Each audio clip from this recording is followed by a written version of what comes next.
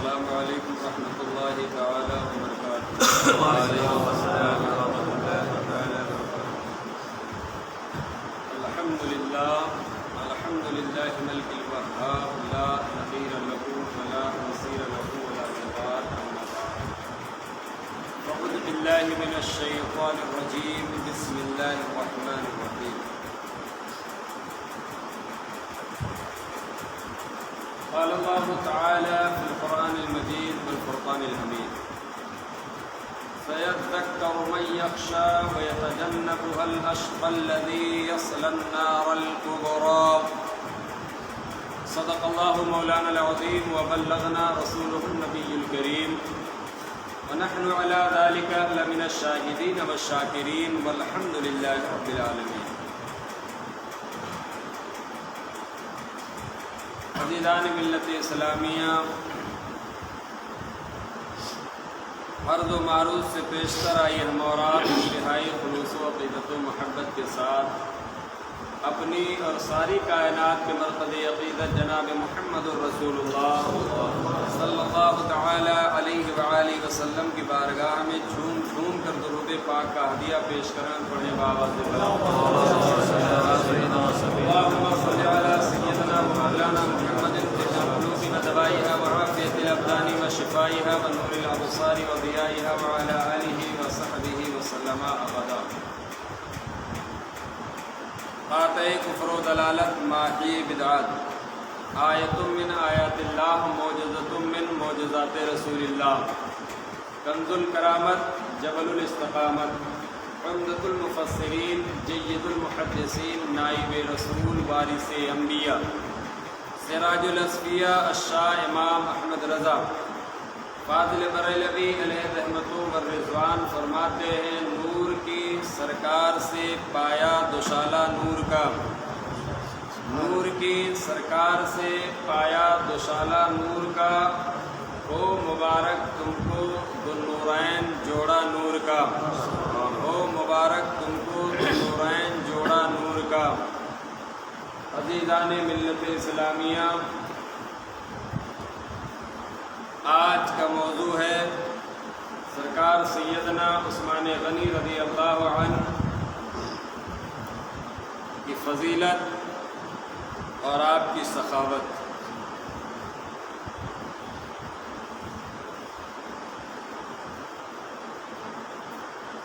اللہ رب تبارک و تعالی کا فضل اور احسان عظیم ہے کہ اس نے ہمیں اور آپ کو صحابہ کبار، اہل بیت اطہار، صالحین کا ذکر کرنے والا اور ذکر سننے والا بنایا۔ حضرات، اللہ رب تبارک و تعالی خود قرآن مقدس میں ارشاد فرماتا ہے کہ اللہ جس سے بھی بھلائی کا ارادہ فرماتا ہے اسے دین میں سمجھ عطا فرما دیتا ہے۔ ایک حدیث پاک بھی ہے، حضرت ابو الدرداء رضی اللہ عنہ اس حدیث کے راوی ہیں: ما حد العلم الذی اذا بلغه الرجل فقیہا۔ اللہ کے نبی سے ابو الدرداء نے سوال کیا: یا رسول اللہ، علم کی حد کیا ہے؟ تو اللہ کے نبی صلی اللہ تعالی علیہ وآلہ وسلم نے ارشاد فرمایا کہ میری امت میں سے جو شخص بھی امور دین کے تعلق سے 40 احادیث کو یاد کر لے، بعثہ اللہ فقیہا یوم القیامہ، اللہ قیامت کے دن اسے فقیہ بنا کے اٹھائے گا، سبحان اللہ، اور میں قیامت کے دن اس کی شفاعت بھی کروں گا اور اس کی گواہی بھی دوں گا۔ تو اسے پتہ یہ چلا کہ اللہ جس سے بھی بھلائی کا ارادہ فرماتا ہے اسے دین میں سمجھ عطا فرما دیتا ہے، اور جو علم دوست ہیں صالحین کے ذکر سے جن کے روحانیت کو غذا فراہم ہوتی ہے تو ایسی مقدس محفلوں کو وہ تلاش کرتے ہیں، لیکن جس پر اللہ کا کرم ہی نہ ہو تو ظاہر سی بات ہے وہ کہ نیک محفلوں کو وہ پس پشت ڈال کر کے دنیا کی طرف روانہ ہو جاتے ہیں۔ ایک حدیث پاک مسند احمد کے اندر ہے، اللہ کے نبی صلی اللہ تعالیٰ علیہ وسلم ارشاد فرماتے ہیں جہاں صالحین کا ذکر ہوتا ہے تو کچھ فرشتے وہاں حاضر ہوتے ہیں، وہ سارا کچھ سنتے ہیں، جتنے حاضرین رہتے ہیں ان کو سب وہ ملاحظہ کرتے رحمت کے فرشتے۔ پھر جب وہ محفل برخاست ہوتی ہے تو اللہ کی بارگاہ میں جب وہ حاضر ہوتے ہیں تو اللہ تبارک و تعالیٰ ان سے سوال فرماتا ہے میرے فرشتے تم کہاں سے آ رہے ہو؟ حالانکہ اللہ تبارک و تعالیٰ کو ہر چیز کا علم ہے، لیکن پھر بھی اللہ سوال فرماتا ہے تم کہاں سے آ رہے ہو؟ تو فرشتے عرض کرتے مولا ہم زمین کے اس حصے سے ہو کے آ رہے ہیں جس حصے میں تیرے کچھ بندے بیٹھ کر کے تیرے محبوب کا ذکر کر رہے ہیں۔ تو اللہ فرمائے گا کہ وہ کیا ذکر کر رہے تھے؟ جب جنت کا بیان ہوتا تو ان کی کیا کیفیت ہوتی تھی، اور جب دوزخ کا بیان ہوتا تو ان کی کیا کیفیت ہوتی؟ وہ کہتے مولا جب جنت کا ذکر ہوتا تو تیرے بندے بڑے خوش ہو جاتے، تو اللہ فرماتا کیا انہوں نے جنت دیکھی ہے؟ فرشتے کہتے نہیں مولا جنت دیکھی نہیں۔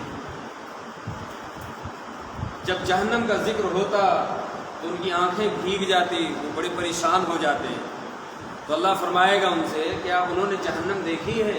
نہیں مولا انہوں نے جہنم دیکھی نہیں ہے۔ تو اللہ عز و جل، اس حدیث کا مفہوم یہ ہے کہ اللہ عز و جل ان فرشتوں سے فرمائے گا اے میرے فرشتوں تم گواہ رہنا، جس محفل سے تم آ رہے ہو نا اس محفل میں جتنے لوگ شریک تھے ان سب کی ہم نے مغفرت کر دی، اور جس جنت کو سن کر کے وہ خوش ہو رہے تھے وہ جنت ہم نے انہیں عطا کر دی، اور جس جہنم سے وہ خوف زدہ تھے اس جہنم سے ہم نے انہیں رہائی عطا کر دی۔ پھر فرشتے عرض کریں گے مولا اس میں کچھ وہ لوگ بھی تھے جو محفل یعنی ذکر سننے کے لیے نہیں آئے تھے بلکہ وہ کسی اور کام سے آئے تھے، لیکن چونکہ محفل چل رہی تھی ذکر ہو رہا تھا وہ آ کے بیٹھ گئے۔ اللہ فرماتا ہے کہ میری رحمت سے انہیں بھی نہیں نکالا جائے گا بلکہ اس میری رحمت میں وہ بھی شامل ہو۔ تو چونکہ کبھی ایسا خاطر کبیدہ مت ہونا کہ لوگ زیادہ سے زیادہ کیوں نہیں ایسی محفلوں میں بیٹھے۔ ابھی کوئی مداری اگر باہر روڈ پہ کھڑا ہو جائے تو بارش ہوتی ہوئی تو بھی بھیڑ لگ جائے گی، پھر لوگوں کو جو ہے ایسا نہیں لگے گا کہ ٹائم یہاں کتنا ہو رہا ہے، ایسا کچھ محسوس نہیں۔ صرف ٹائم کا پتہ اور ٹائم کا احساس کب ہوتا معلوم ہے؟ جیسے ہی مسجد کے اندر قدم رکھیں گے پھر ایسا لگتا ہے کہ قانون کے پورا پہاڑ ہیں، یہ وقت کے بڑے پابند ہیں، ہے نا میرے بھائی؟ ایک بات بتاؤں آپ کو، جب آپ کا دل مسجد سے اکتانے لگے نا سمجھ جاؤ میرا رب مجھ سے ناراض ہے۔ یہ میں آپ کو پتہ بتا رہا ہوں، میرا رب مجھ سے راضی ہے یا میرا رب مجھ سے ناراض ہے۔ اگر تمہارا دل مسجد سے اکتانے لگے، دل نہ لگے، سمجھ جاؤ میرا رب مجھ سے ناراض ہے، اور دل مسجد میں دل جمنے لگے سمجھ جاؤ میرا رب مجھ سے راضی ہے۔ یہ اللہ کے خوشنودی کا اور اس کی ناراضگی کا ایک پتہ میں آپ کو بتا رہا ہوں۔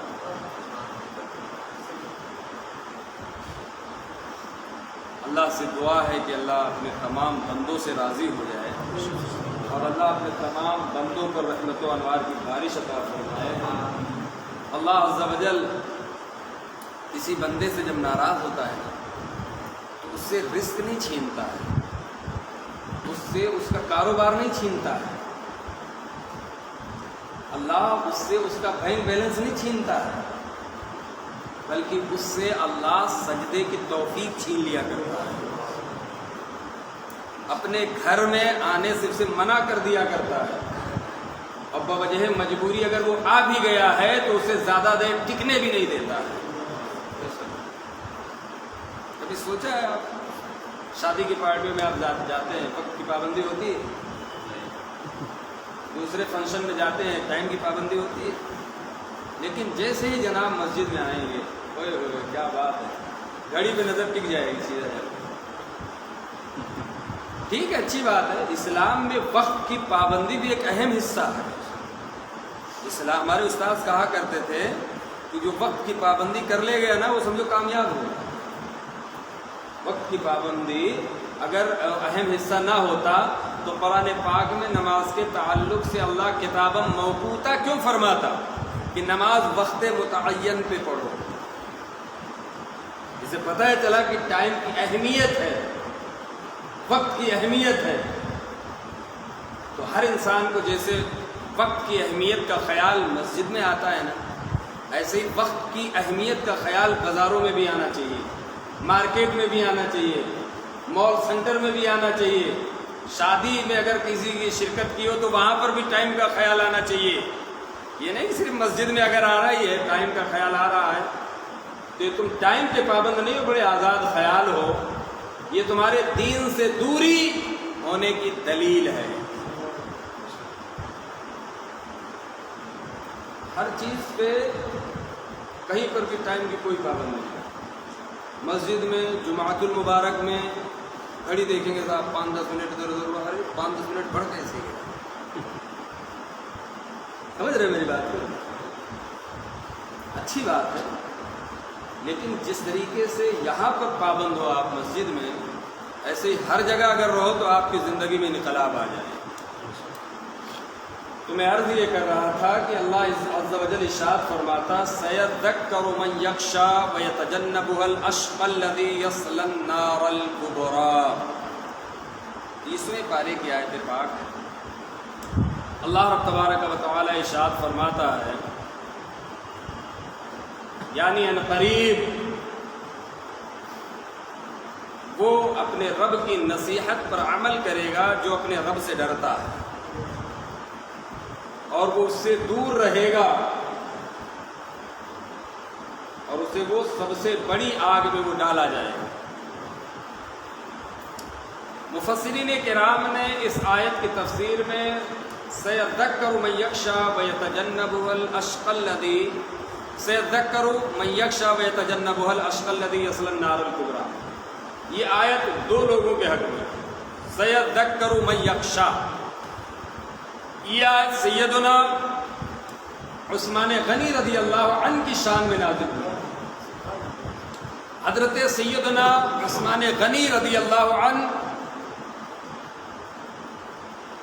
اپنے رب سے اس قدر ڈرتے تھے، اس قدر ڈرتے تھے کہ ایک مرتبہ حضرت عثمان غنی رضی اللہ عنہ کی نماز فجر قضا ہو گئی، نماز فجر قضا ہو گئی۔ اس کی وجہ سے حضرت عثمان غنی اس قدر روئے کہ ایک نماز قضا ہوئی اور اس کے عوض میں اللہ نے 500 نمازوں کا ثواب حضرت عثمان کو عطا فرما دیا۔ تو شیطان بڑا تل ملایا کہ حضرت عثمان غنی کی ایک نماز قضا ہوئی اور اس کے لیے وہ اتنا روئے کہ اللہ نے 500 گنا زیادہ عطا فرما دیا۔ تو عالم یہ تھا میرے بھائیوں کہ کبھی کبھی فجر کا وقت قریب آ رہا ہے اور حضرت عثمان غنی حالت نیند میں ہیں تو شیطان آپ کو نیند سے بیدار کر دیا کرتا ہے۔ اچھا، ایک روایت اسی طریقے کی بعینی ہی حضرت امیر معاویہ رضی اللہ عنہ کے ذات کے ساتھ بھی منسلک ہے، ایسے ہی روایت حضرت امیر معاویہ رضی اللہ عنہ بھی اللہ سے اس قدر ڈرتے تھے، اس قدر آپ زہد و تقیٰ کے پیکر تھے کہ جس کا کوئی جواب نہیں۔ آپ سے بھی ایک مرتبہ ایسے ہی جو ہے نماز فجر قضا ہو گئی اور اس کی وجہ اس کے بعد آپ بہت ہی روئے تو اللہ نے 500 نمازوں کا اجر انہیں عطا فرمایا. اور پھر تھوڑے دنوں کے بعد حضرت امیر معاویہ رضی اللہ عنہ سوئے ہوئے تھے تو آپ نے دیکھا اپنے محل میں کہ چونکہ آپ امیر تھے، بادشاہ تھے، تو آپ نے اپنے دیکھا کہ کوئی ٹہل رہا ہے تو آپ اٹھ کر کے بیٹھ گئے. کہا بھائی تو کون ہے؟ کہا میں ابلیس ہوں.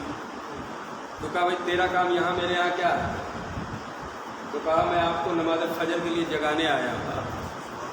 نماز فجر کے لیے جگانے آیا. کہا ایک مرتبہ آپ کی ایک نماز قضا ہوئی تھی، اللہ نے اس کے بدلے میں آپ کو 500 نمازوں کا اجر عطا فرمایا.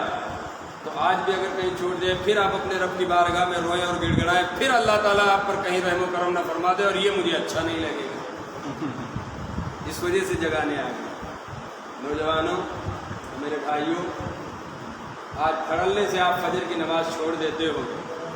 آپ سمجھتے ہو کہ یہ نماز میری کیوں چھوٹ رہی ہے؟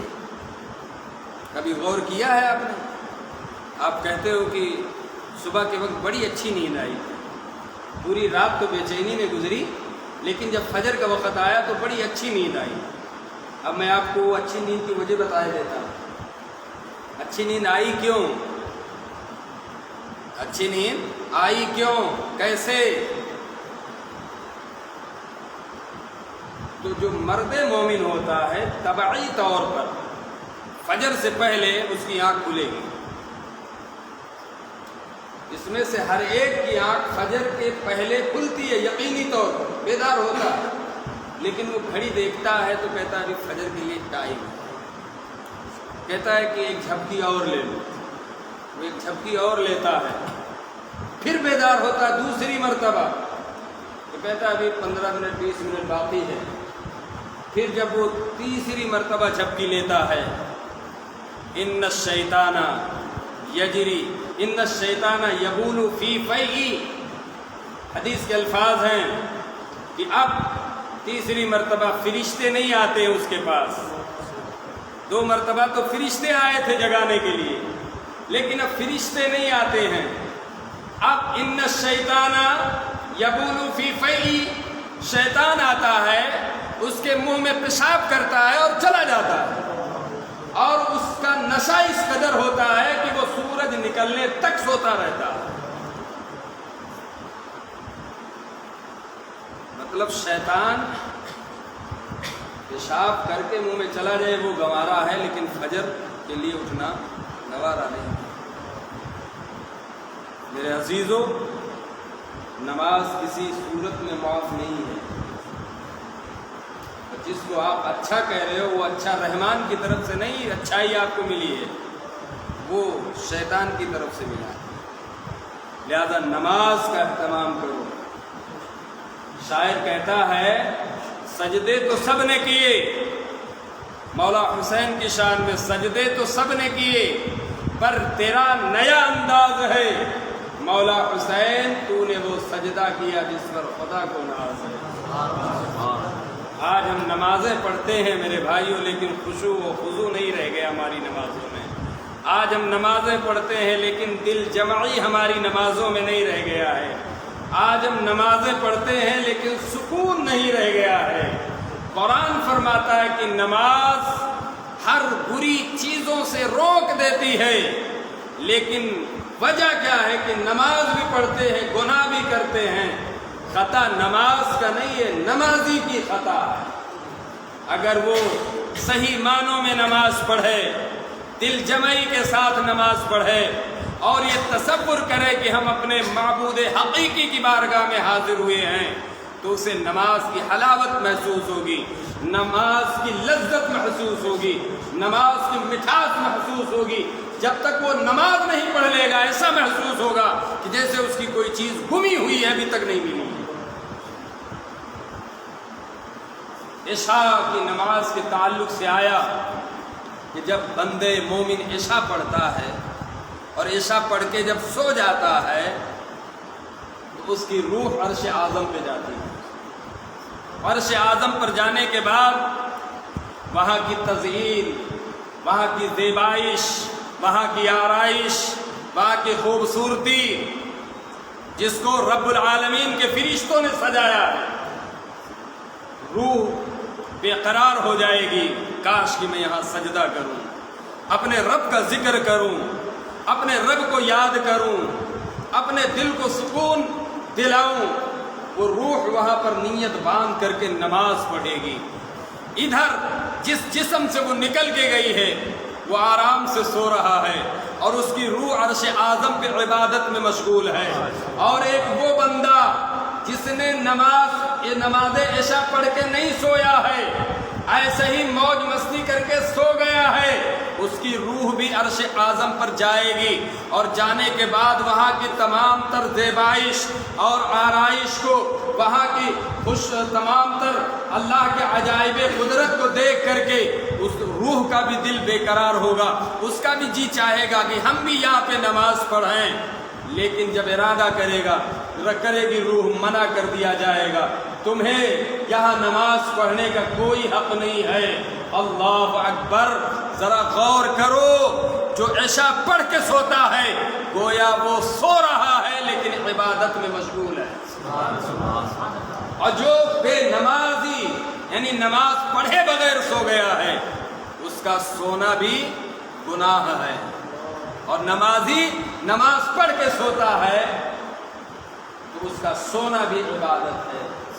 میرے عزیزو، آج بڑی آسانی سے نمازیں چھوڑ دیتے ہو۔ اللہ عز و جل کے پیارے رسول مصطفیٰ کی بارگاہ میں حاضر ہوئے، اللہ کے نبی کی بارگاہ میں عرض کیا، یا رسول اللہ، میں نے آپ کی امت کو جہنم میں زیادہ تر دیکھا ہے۔ میرے آقا نے جب یہ بات سنی تو آپ کی آنکھوں سے آنسو رواں ہو گئے۔ اس کے بعد عالم یہ ہوا کہ میرے آقا پوری رات قیام کرتے رہے، لمبے لمبے سجدے، لمبے لمبے قیام کرتے رہے۔ کیوں؟ تاکہ مولا میری امت کی مغفرت فرما دے، میری امت کی بخشش فرما دے۔ اللہ فرماتا ہے، کملی اوڑھنے والے قیام کرو لیکن تھوڑا کم کرو، قرات قرآن کی ٹھہر کے کرو۔ اللہ اکبر! جو نبی ہم سب کے لیے رات قیام کر رہا ہے تاکہ اللہ ہماری مغفرت فرما دے، اللہ ہماری توبہ قبول فرما لے، اللہ ہم سب کو جہنم سے رہائی عطا فرما دے۔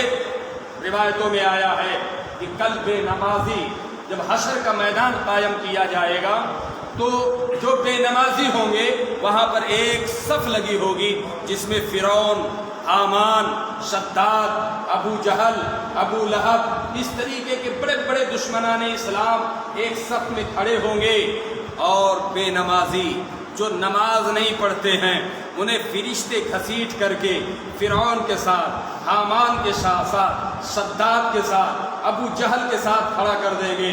ذرا غور کرو کہ جب بے نمازی فرعون، حامان، شداد کے ساتھ، ابو جہل، ابو لہب کے ساتھ کھڑا کیا جائے گا اس وقت حضور پہ کیا گزرے گی، میرے آقا کو کتنی تکلیف ہوگی کہ جس امت کے لیے میں رات قیام کرتا رہا، جس امت کے لیے میں نے اپنے جسم پہ پتھر کھائے، جس امت کے لیے میں نے اتنی جنگیں لڑی، جس امت کے لیے رات میں قیام کرتا رہا، ارے جس امت کے لیے میں نے اپنی بیٹی کے جگر کے ٹکڑوں کو کربلا میں قربان کروا دیا، وہی امت آج فرعون کے ساتھ کھڑی ہے، شداد کے ساتھ کھڑی ہے، حامان کے ساتھ کھڑی ہے۔ وقت باقی ہے، لوٹ آؤ میرے عزیزو، ابھی بھی وقت باقی ہے۔ صبح کا بھولا شام میں اگر واپس آ جاتا ہے اسے بھولا نہیں کہا جاتا ہے۔ اللہ اکبر! ذرا غور کرو، آج دین کڑے میں سمٹ گیا ہے، انگوٹھیوں میں سمٹ گیا ہے، کنٹھی مالا میں سمٹ گیا ہے۔ کیا اسلام یہی ہے؟ یہی ہے اسلام؟ کبھی سوچا ہے آپ نے کہ یہی ہے اسلام؟ اسلام یہ نہیں ہے، اسلام کا تعلق اس چیز سے ہے ہی نہیں۔ اسلام میں تو کوئی بھی دھاتو، کوئی بھی کڑا، کوئی بھی کنٹھی مالا، یہ سارا کچھ شریعت میں حرام ہے۔ میرے عزیزو، اپنے آپ کو سچا پکا مومن بناؤ،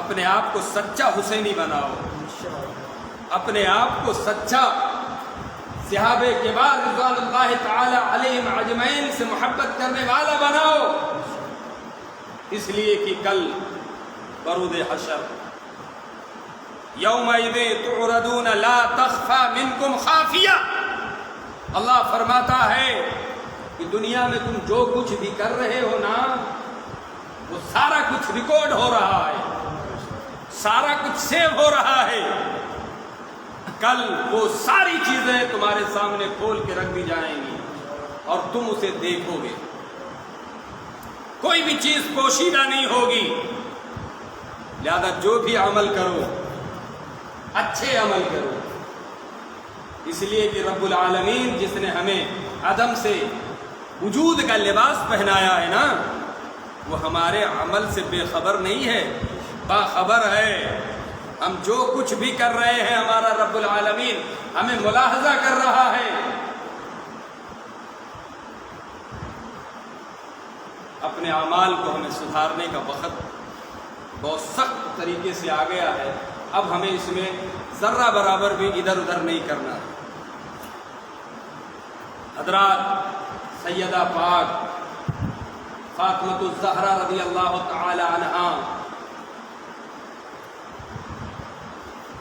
کہ سجدوں کا عالم یہ تھا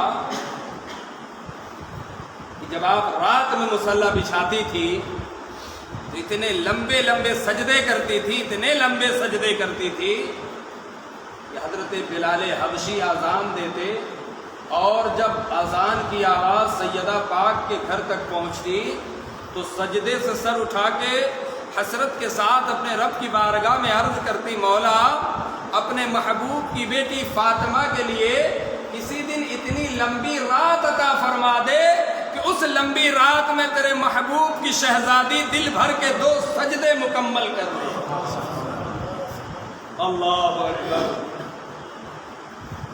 جو قوم سجدوں میں رہ کے بلندی پانے والی تھی، جو قوم قیام کر کے رکوع کر کے سلطنتوں پہ اور لوگوں پہ حکومت کرنے والی تھی، آج وہی قوم رکوع سجود قیام نماز کی عظمت کو چھوڑ کر کے غلام بن چکی ہے۔ آپ کیا سمجھتے ہیں؟ یہ دن ہمارے بڑے اچھے اعمال کی وجہ سے دیکھنے کے لیے مل رہے ہیں، آپ کیا سمجھتے ہو؟ ہم بڑے اچھے تھے اس وجہ سے ہمیں گلی کوچوں میں پکڑ کے مارا جا رہا ہے، آپ کیا سمجھتے ہو؟ چند گنڈے لفاڑی پکڑ کر کے ہماری داڑھیوں کو نوچتے ہیں، اجاڑتے ہیں، ہم سے غلط سلط باتیں کہلواتے ہیں، ہمارے اچھے اعمال کی بنا پہ ہے؟ یہ ہماری بدعمالیوں کا نتیجہ ہے۔ ہم اگر اتنے ہی اچھے ہوتے آج یہ دن ہمیں دیکھنے کے لیے نہیں ملتے۔ یہی قوم تھی ایک دن کہ جس گلی سے، جس کوچہ سے، جس شاہراہ سے گزرتی تھی یہ قوم تو مائیں گھر میں کہتی تھی بیٹا سو جاؤ، چھوٹے سے بچے کو کہتی بیٹا سو جاؤ، مسلمانوں کا گزر ہونے والا ہے۔ ایک وقت ایسا تھا کہ پڑوسی ہمارا کیسا بھی ہو،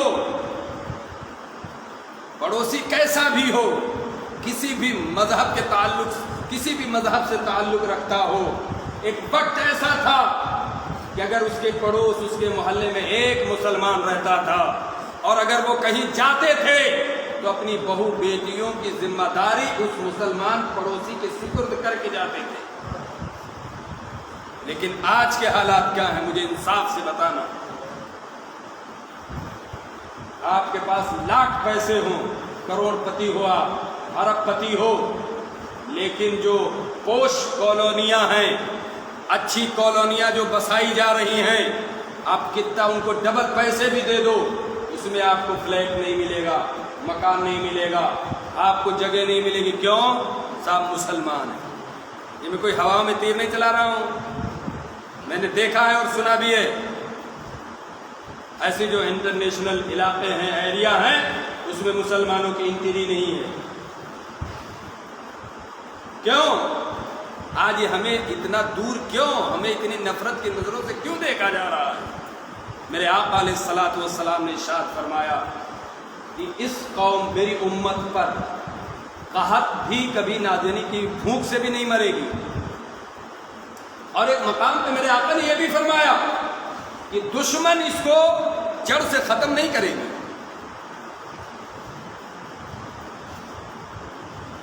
آج حالات کیا بنے ہوئے ہیں؟ آج صرف آپ سوشل میڈیا کو دیکھ سکتے ہو، دیکھ کر کے تھوڑا سا آپ اس پر تکلیف جتا سکتے ہو، اس سے زیادہ آپ کچھ بھی نہیں کر سکتے ہو. حقیقت ہے.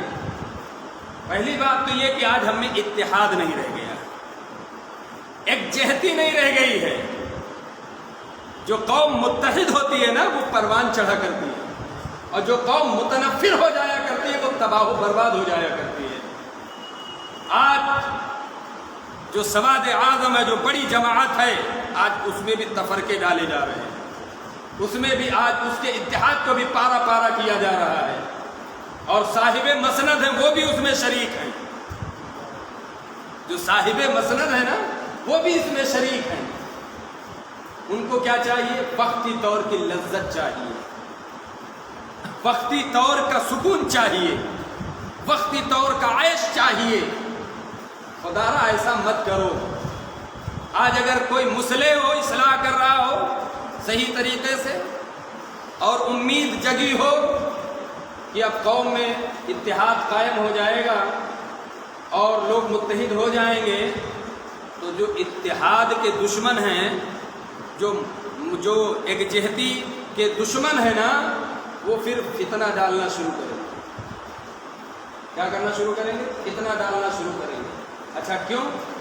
وجہ یہ ہے کہ جب قوم مسلم متحد ہو جائے گی، اور متحد کروانے والی قوم مسلم کو قوم مسلم کے رہنما ہیں، علماء ہیں. کون ہیں؟ علماء ہیں.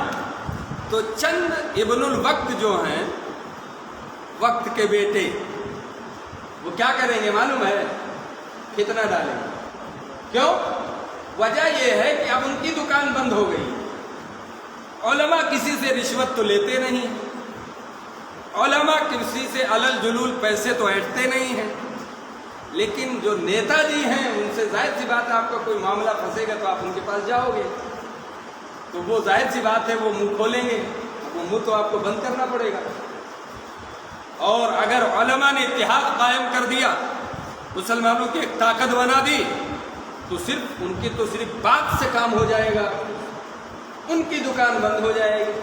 تو وہ ظاہر سی بات ہے کہ اس عالم دین کے پیچھے پڑھ کے اس کو جو ہے ہٹانے کے در پہ ہو جائیں گے. پھر اس کے لیے اگر ان کو غیروں سے بھی ملنا پڑے تو وہ مل لیں گے، غیروں سے بھی اگر ان کو مصالحت کرنی پڑے تو وہ کر لیں گے. اس قوم کا حال یہ ہو گیا.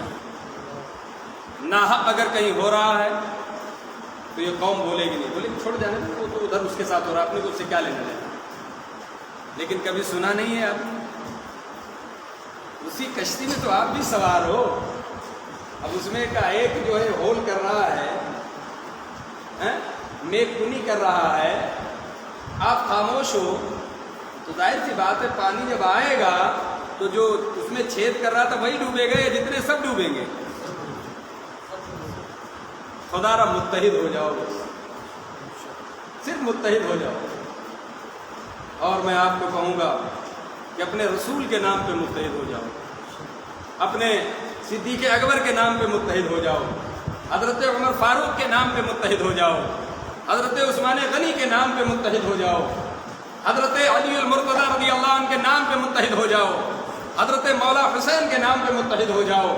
قسم اللہ میں کہتا ہوں حالات کے تیور بدل کر کے تم رکھ دو گے. شرط یہ ہے کہ تم سچے پکے مومن ہو کے متحد ہو جاؤ. حضرت عثمان غنی رضی اللہ عنہ کا جرم کیا تھا؟ کوئی جرم نہیں. آپ فتنے کے شکار ہوئے. آپ کا ایک وزیر تھا مروان. چند مصر سے لوگ آنے کے بعد میں وہاں کے جو گورنر تھے ان کی شکایت کی کہ وہ ایسا کرتے وہ ویسا کرتے. تو آپ نے خط لکھا کہ جو ہے اگر یہ چیز کرتے ہیں تو پہلے ان کو تنبیہ کیا جائے، معزول کر دیا جائے۔ وہ قافلہ چلا گیا، سمجھا بجھا کر کے حضرت عثمان غنی نے انہیں بھیج دیا۔ اب پیچھے سے مروان نے ایک خط لکھا۔ خط کس نے لکھا؟ مروان نے۔ مہر کس کی استعمال کیا؟ عثمان غنی رضی اللہ عنہ کی۔ اور خط میں کیا لکھا کہ یہ جتنے لوگ یہاں آ رہے، یہاں سے واپس ہو کے مصر آ رہے ہیں، اپنے گورنر کو کہ ان سب کو جو ہے مار دو جان سے۔ اور مروان نے ایک شخص کو بھیج دیا حضرت عثمان غنی کی اونٹنی دے کر۔ سمجھے بات کو؟ کچھ میں نہیں سمجھ میں آئی؟ آ گئی نا؟ مہر بھی حضرت عثمان غنی کی ہے، اونٹنی بھی عثمان غنی کی ہے۔ اور غداری کرنے والا کون ہے؟ مروان۔ فتنہ ڈالنے والا کون ہے؟ مروان۔ اس لیے کہ فتنہ جو ہے نا، فتنہ یہ موت سے زیادہ، قتل سے زیادہ سخت ہوتا ہے۔ الفتنۃ اشد من القتل، قتل سے زیادہ سخت فتنہ ہوتا ہے۔ فتنہ اگر ایک مرتبہ پیدا ہو گیا نا، پھر وہ ناممکن ہے، اس کا ختم کرنا ناممکن ہے، وہ فتنہ ختم ہی نہیں ہو سکتا۔ تو مروان نے فتنہ کیا ڈالا کہ اس نے خط لکھا، اور لکھنے کے بعد کہ یہ لوگ جتنے آ رہے ہیں سب کو مار دو، اور ایک کاسب کے ذریعہ اس خط کو بھیجا۔ ان لوگوں نے جو مصر سے جو آئے تھے، ان لوگوں نے اسے پکڑ لیا، کہاں سے آ رہے ہو تم؟ یہ اونٹنی تو حضرت عثمان غنی کی ہے۔ تو اس کی جب تلاشی لی تو اس کے پاس ایک خط نکلا۔ وہ خط جب ان لوگوں نے پڑھا تو وہ لوگ سب طیش میں آ گئے۔ مصر جانے کے بجائے پھر وہ مدینہ منورہ واپس آ گئے، اور حضرت عثمان غنی رضی اللہ عنہ کے گھر کا محاصرہ کر دیا، اور کہا کہ آپ نے میرے سامنے اس طریقے کی بات کی، اور میرے پیٹھ پیچھے آپ نے اس طریقے کا خط لکھ کر کے بھیجا۔ حضرت عثمان غنی رضی اللہ عنہ نے فرمایا کہ یہ چیز میں نے نہیں کیا۔ اور پھر کس نے کیا؟ اونٹنی تو آپ کی ہے، مہر آپ کی ہے۔ صحابہ کبار سمجھ گئے کہ یہ بہت بڑے فتنے میں حضرت عثمان غنی مبتلا ہو گئے، اور معلوم تھا کہ اسی مروان نے کیا، لیکن عینی کوئی شاہد نہیں تھا، عینی کوئی شاہد نہیں تھا۔ صحابہ کبار نے کہا بھی کہ یہ کام اسی نے کیا، تو اس کو جو ہے اس کو ان لوگوں کے حوالے کر دیا جائے۔ حضرت عثمان غنی کی استقامت ملاحظہ کرو، آپ فرماتے ہیں کہ کوئی ایسی شہادت ہے ہی نہیں کہ جس کی بنا پہ میں اس کو جو ہے ان لوگوں کے حوالے کروں، اور سارا فتنہ کیا کرایا اسی کا تھا۔ کئی دن کے محاصرے کے بعد میں اس وقت حسنین کریمین سن بلوغ کو پہنچ چکے تھے۔ حضرت علی المرتضی رضی اللہ عنہ نے اپنے دونوں شہزادوں کو تلوار لے کر کے حضرت عثمان غنی کے دروازے پہ کھڑا کروا دیا تھا کہ جب بھی حالات کوئی بگڑیں تو ان کا دفاع کرنا۔ حضرت حسنین کریمین کو علی المرتضی نے کبھی تھپڑ نہیں مارا، لیکن اس وقت آپ کو غصہ آیا اور آپ نے ایک تماچا مارا تھا کہ تم نے کس طریقے سے محافظت کی، کس طریقے سے تم نے رکھوالی کی، بلوائی کس طریقے سے حضرت عثمان غنی کے گھر میں داخل ہوئے۔ اللہ اکبر! حضرت عثمان غنی پہ پانی پر پہرا لگا دیا گیا، خورد و نوش پر پہرا لگا دیا گیا۔ ارے اس کنویں پہ پہرا لگا دیا گیا جس کنویں کو حضرت عثمان غنی نے اپنے مال سے خرید کر کے مسلمانوں کے لیے وقف کیا تھا۔ حضرت عثمان غنی نے فرمایا کیا تمہیں معلوم نہیں ہے کہ یہ کنواں وہی ہے جس کنویں کو محمد مصطفیٰ صلی اللہ تعالیٰ علیہ وسلم کے غلاموں کے لیے میں نے اپنے پیسے سے خرید کر کے وقف کیا ہے، اور آج اسی کنویں پر تم نے میرے لیے پہرا لگا دیا ہے، اور اس مسجد میں مجھے نماز پڑھنے سے روک رہے ہو جس مسجد کی زمین کو میں نے اپنے مال سے خریدا ہے۔ لیکن وہ فتین کسی طریقے سے ماننے کے لیے تیار نہیں، کچھ بھی کر لو کسی طریقے سے ماننے کے لیے تیار نہیں۔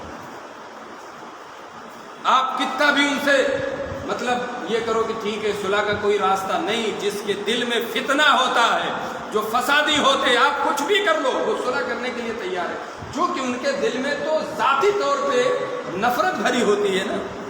اگر وہ اللہ کے لیے کچھ کریں تو بھائی اللہ دیکھو آپ گناہ کرو، آپ رب کی بارگاہ میں توبہ کر لو، اللہ آپ کی توبہ قبول کر لے گا۔ آپ سینکڑوں گناہ آپ کرو، لیکن اپنے رب کی بارگاہ میں اگر آپ رجوع کر لو گے نا تو وہ رب العالمین ہے، وہ گناہوں کو بخش دے گا۔ لیکن آج کیا ہو رہا ہے مجھے بتا، کسی ایک سے کوئی گناہ ہو جائے، مثال کے طور پہ کوئی ایک امام ہی کو لے، کوئی ایک جرم ہو جائے، کوئی راستہ نہیں، صرف ایک راستہ،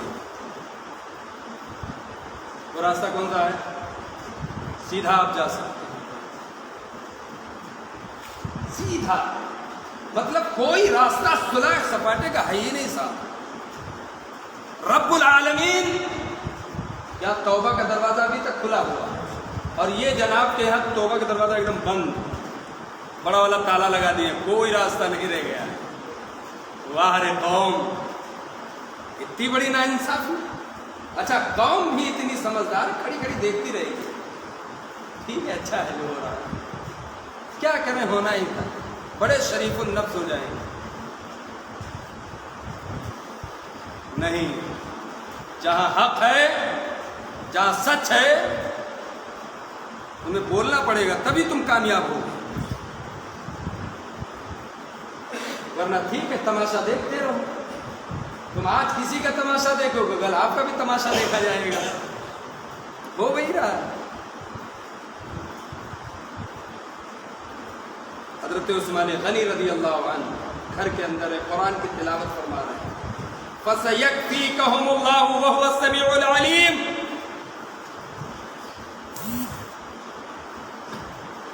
اس آیت پر آپ پہنچے تھے کہ بلوائیوں نے آپ کو شہید کر دیا، اِنَّا لِلَّهِ وَإِنَّا إِلَيْهِ رَاجِعُونَ۔ وہ عثمان غنی رضی اللہ عنہ جس کے تعلق سے قرآن کی متعدد آیات بینات نازل ہوئی، ارے وہ عثمان غنی رضی اللہ عنہ کہ جنگ تبوک کے وقت جو کہ سب سے بھاری لشکر مسلمانوں کا تھا، روایتوں میں آتا ہے تقریباً 70,000 یا 40,000 صحابہ پہ مشتمل لشکر عظیم تھا وہ، اور تبوک پر چڑھائی کرنے کے لیے تیار تھا۔ کئی میلوں پر تبوک واقع ہے، ایک جگہ ہے وہاں پر حملہ ور ہونے والا تھا، لیکن چونکہ غربت دامن گیر تھی، اتنا مال تھا نہیں، لہذا اللہ کے نبی خود منبر پہ کھڑے ہوئے اور چندے کے لیے میرے آقا علیہ الصلوۃ والسلام نے صحابہ کو جوش دلانا شروع کیا۔ حضرت عثمان غنی کھڑے ہوئے، عرض کرتے یا رسول اللہ 100 اونٹ ماں پالان کے مجھے عثمان غنی کی جانب سے یا رسول اللہ اس فوج، اس لشکر عظیم کے لیے قربان ہے۔ اللہ کے نبی نے پھر جذبہ دلایا، پھر حضرت عثمان غنی کھڑے ہوئے، پھر 100 اونٹ مع پالان یعنی کہ مع سامان کے لدے ہوئے حضرت عثمان غنی نے جنگ تبوک پر جانے کے لیے صحابہ کے لیے خرچ کیا۔ پھر اللہ کے نبی نے جوش دلایا، پھر حضرت عثمان غنی کھڑے ہوئے، پھر 100 اونٹ آپ نے عطا کیے مع پالان کے۔ ارے وہ عثمان غنی رضی اللہ عنہ ہیں کہ جنہوں نے سخاوت اس قدر تھی کہ زیادہ سے زیادہ مال راہ خدا میں حضرت عثمان غنی نے جنگ تبوک کے وقت خرچ کیا۔ وہ عثمان غنی رضی اللہ عنہ حضرات صحابہ کبار میں، جملہ صحابہ میں سب زیادہ مالدار 2 صحابی گزرے، ایک حضرت عثمان غنی رضی اللہ عنہ اور ایک حضرت عبد الرحمن بن عوف رضی اللہ عنہ۔ حضرت عبد الرحمن بن عوف اور حضرت عثمان غنی رضی اللہ عنہ کی شان میں قرآن کی آیت بھی نازل ہوئی، اس لیے کہ یہ لوگ زیادہ اللہ کی راہ میں خرچ کرنے والے لوگ تھے۔ میرے عزیزو، حضرت عبد الرحمن بن عوف کتنے امیر تھے یہ بتاؤں؟ بخاری کے اندر حدیث پاک موجود ہے، حضرت عبد الرحمن بن عوف جب مکہ مکرمہ سے حضور کے ساتھ ہجرت کر کے مدینہ منورہ پہنچے نا، تو آپ کے پاس کچھ بھی نہیں تھا، کچھ بھی نہیں تھا۔ اللہ کے نبی صلی اللہ تعالی علیہ وسلم نے ایک انصاری کو آپ کا بھائی بنایا، تو وہ جب ان کو بھائی بنایا تو ان کی 2 بیویاں تھیں، انہوں نے کہا کہ دیکھو میں ایک کو طلاق دے دیتا ہوں، جس کو آپ پسند کریں، اور بعد عدت آپ اس سے نکاح کر لیں، اور ہم اپنی جائیداد سے، کاروبار سے آپ کو آدھا حصہ دے دیتا ہوں، چونکہ آپ ہمارے بھائی ہو گئے۔ آپ ہمارے بھائی ہیں۔ حضرت عبد الرحمن ابن عوف رضی اللہ عنہ فرماتے ہیں آپ ایسا کچھ بھی مت کرو، بلکہ آپ تو صرف مجھے مدینہ منورہ کی منڈی کا راستہ بتا دو، بازار کا راستہ بتا دو۔ وہ صحابی رسول نے حضرت عبد الرحمن ابن عوف کو بازار کا پتہ بتا دیا، تو کچھ پنیر، کھجور اور شاید جو یہ سب آپ نے کاروبار شروع کیا، زیرو سے شروع کیا مدینہ منورہ میں۔ اب شروع کرتے کرتے کرتے کرتے اس قدر مالدار ہوئے کہ حضرت عبد الرحمن ابن عوف کا مال تجارت جب آتا تھا یا کسی دوسرے شہر جب جاتا تھا نا، تو مدینہ منورہ کے بوڑھے بچے عورتیں اپنی چھتوں پہ چڑھ کر کے اس مال کا نظارہ کیا کرتی تھی، اور جب کسی شہر سے مال آتا تھا مدینہ منورہ تب لوگ کہتے تھے دیکھو یہ عبد الرحمن ابن عوف کا مال ہے جو مدینہ منورہ آ رہا ہے۔ اس سے مدینہ منورہ کو مضبوطی بھی آرتھک اعتبار سے جو ہے آرتھک اکانومی مدینہ منورہ کی اسی وجہ سے اور زیادہ مضبوط ہوئی، تو اچھے سے اچھے تاجر بھی تھے حضرت عبد الرحمن ابن عوف۔ اور میں آپ کو بتاؤں جب آپ کا انتقال ہوا حضرت عبد الرحمن ابن عوف رضی اللہ عنہ کا، تو جو آپ نے ترکہ چھوڑا تھا آپ کے بال بچوں میں بیویوں میں جو تقسیم ہوا وہ تو ہوا ہی، صرف سونا فجر کے بعد سے لے کر کے غروب آفتاب تک صرف سونا کاٹ کاٹ کے تقسیم ہوا تھا۔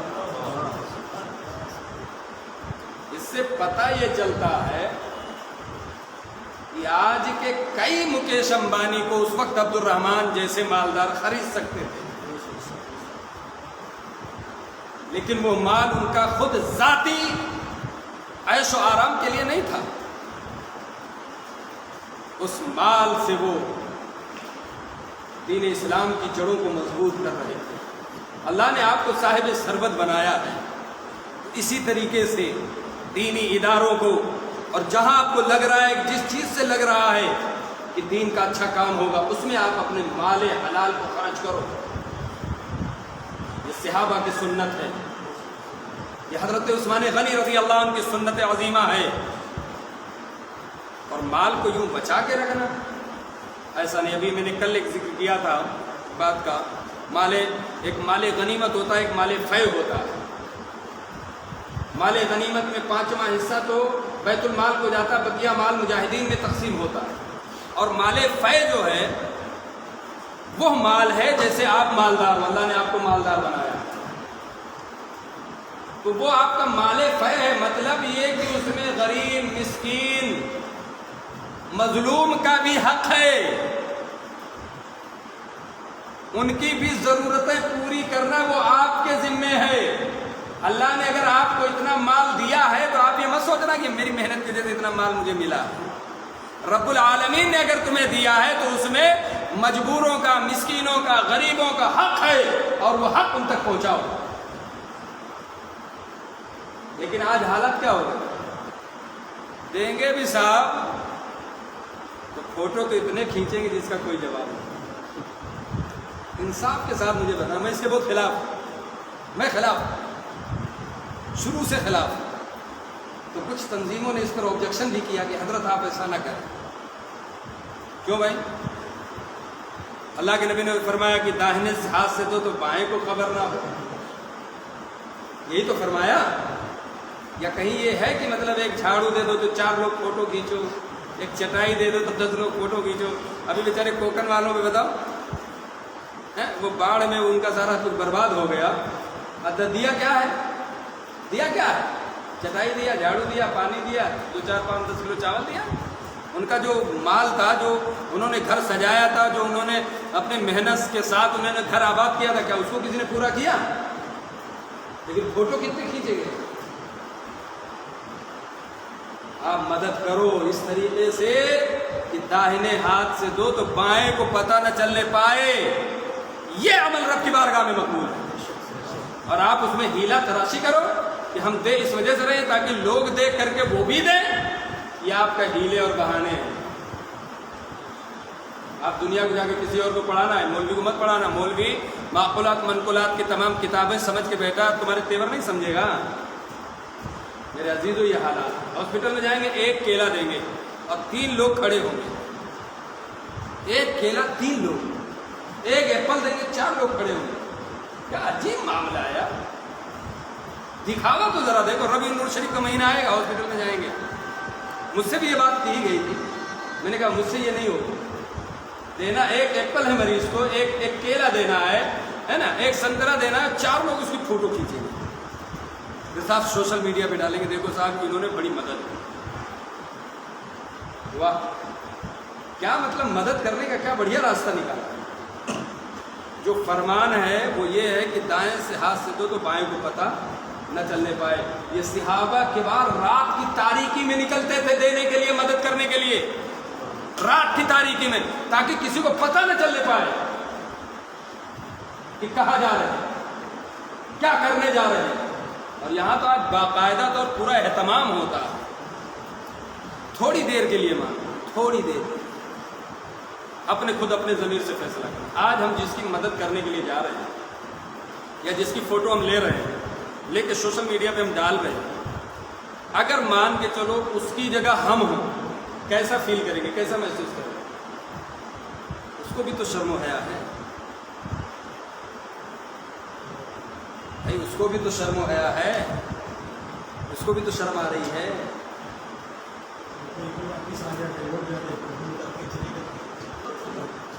مت کسی بھی مومن کا من مت دکھاؤ، دل مت دکھاؤ. مومن ہے وہ، اس کے ایمان کی قدر کرتے ہوئے اس طریقے سے اسے آپ شرمندہ مت کرو. اسلام نے شرمندہ کہیں جب مسلمان کو نہیں کیا ہے تو مسلمان کو شرمندہ کرنے کا کوئی حق نہیں ہے. ہر جگہ اسلام نے جو ہے اسلام کے ماننے والوں کو بلند رکھا ہے، کہیں شرمندہ نہیں کیا کہ جس سے مسلمان کی تذلیل ہو. ایسا کوئی عمل پہ مجبور اسلام نے نہیں کیا کہ جس کی وجہ سے مسلمان مجبور ہو اور اس کی تذلیل ہو. میں ایک مثال آپ کو دیتا ہوں. ایام حج ہے، ایام حج میں ہماری مائیں بہنیں حج پر جاتی ہیں، ہے نا. اب مسئلہ یہ ہے کہ بھائی جو احرام ہوتا ہے ان کا، وہ سر پہ صرف دوپٹہ ہوتا ہے، سر پہ جو بھی وہ باندھنے کا ہوتا ہے بس، باقی اور کچھ نہیں. مرد کا ہوتا ہے تو پورا احرام ہوتا ہے، 2 چادریں ہوتی ہیں، باقی اور کچھ بھی نہیں. آیا اب عورت کیا کرے گا ایسی صورت؟ تو مسئلہ یہ ہے کہ وہ صرف طواف نہ کرے، طواف نہیں کر سکتی، نماز نہ پڑھے، باقی وہ جس حالت میں ہے اس حالت میں رہے. کیوں؟ تاکہ کسی دوسرے پہ ظاہر نہ ہونے پائے. اگر ظاہر ہوگا تو اس کی شرمندگی کا وہ سبب بنے گا. اصلاح جس کی کرنے کی کوشش کی اور اس پر بیان کرنے سے زیادہ اللہ ہمیں عمل کی توفیق عطا فرمائے. اور آپ لوگوں سے بھی میں گزارش کروں گا کہ جو ہے جو بھی کرو، جس کی بھی آپ مدد کرو، اس طریقے سے کرو. اللہ کے نبی نے فرمایا ہے بھلے کوئی ایک عمل ایسا اپنا لو جو عمل صرف تمہارے اور تمہارے رب کے بیچ ہو.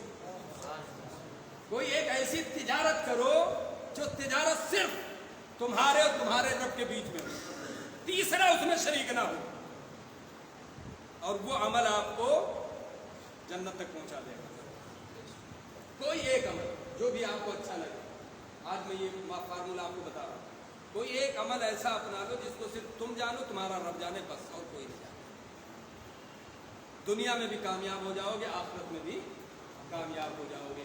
اللہ رب العزت کے پیارے صحابی حضرت عثمان غنی رضی اللہ عنہ کو جب شہید کر دیا گیا، اس کے بعد آپ کو جنت البقیع شریف میں آپ کا مدفن بنا.